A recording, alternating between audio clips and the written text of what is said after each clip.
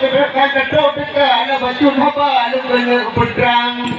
Sejarah jalung yang cerita wahai saudara inang naga.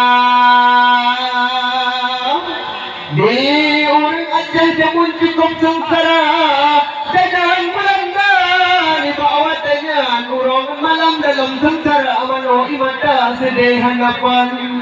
Di orang Aceh buka segera di perang Belanda menjatuh Jepang.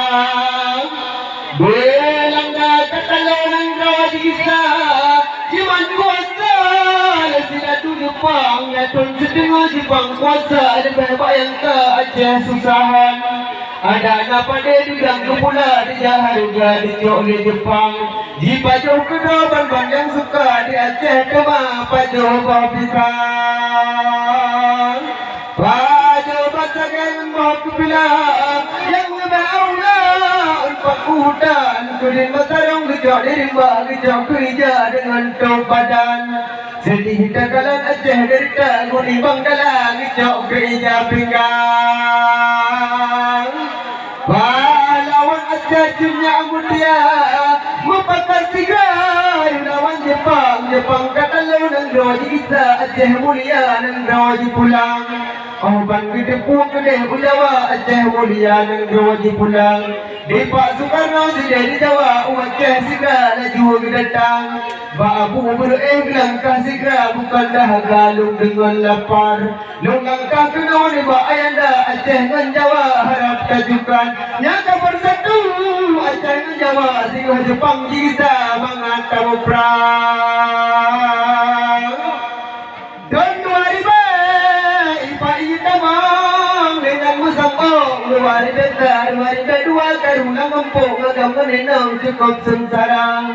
2000 dekat begitu 2000 pun tak kalon dekat iraya. Cukup tak susah agam menenang 2000 limang di dekat dalam jumpa. 2006 perang di Pio. 2007 siap sejahtera. 2008 kaya turun 2000 turun proyek Lamtika.